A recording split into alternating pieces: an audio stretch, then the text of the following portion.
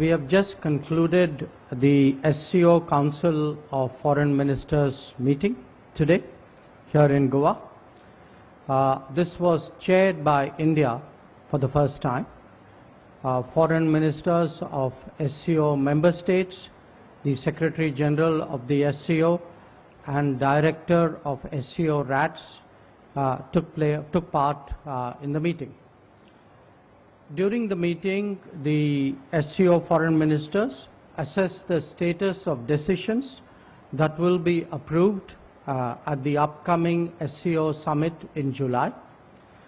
The meeting also gave an opportunity to dwell on the state of multilateral cooperation in SCO, to address regional and global issues of interest, talk about the reform and modernization of the organization, and assess the progress of admitting Iran and Belarus to SCO as new member states.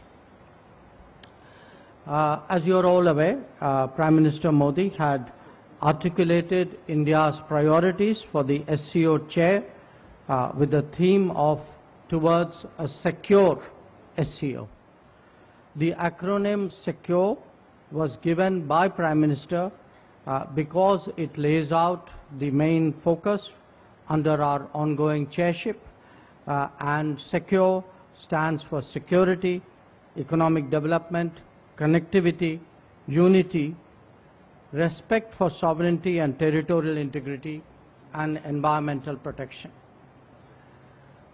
I would also like to inform you that under our ongoing presidency, we have successfully hosted more than 100 meetings and events so far, including 15 ministerial levels or head of agency meetings.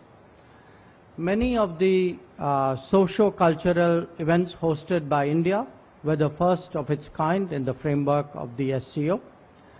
The designation of Varanasi, Kashi, as the first ever SCO cultural and tourist capital for 2022-23, I think deserves special mention.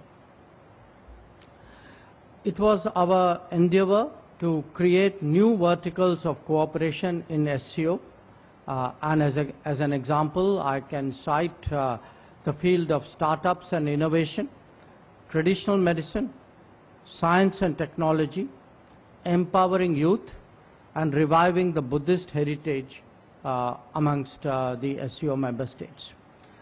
The work to implement these verticals is already underway, and it is being spearheaded by India.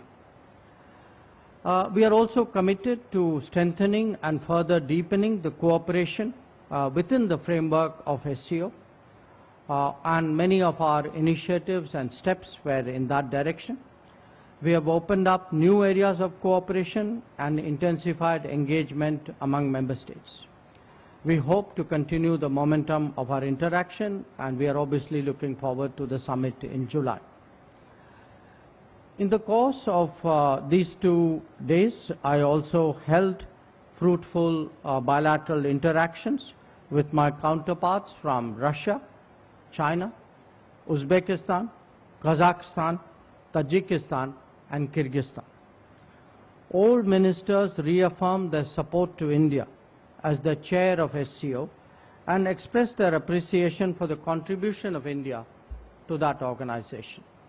I also met the Secretary General of the SCO and discussed the diversification and the deepening of SCO agenda. As regards the bilateral relationships, let me start with Russia. FM Lavrov and I noted the progress that has been made in our economic cooperation. We exchanged views on a number of regional and global developments. Since the G20 meetings are ongoing, and there's a BRICS foreign ministers meeting which is coming up soon, these two were also the subject of our discussion. Where FM Qingang of China is concerned, much of our attention, I think predictably, went to the disengagement issue in the Western sector. Yeah, but here again, the G20 and BRICS featured in the talks because China is a member of both groupings.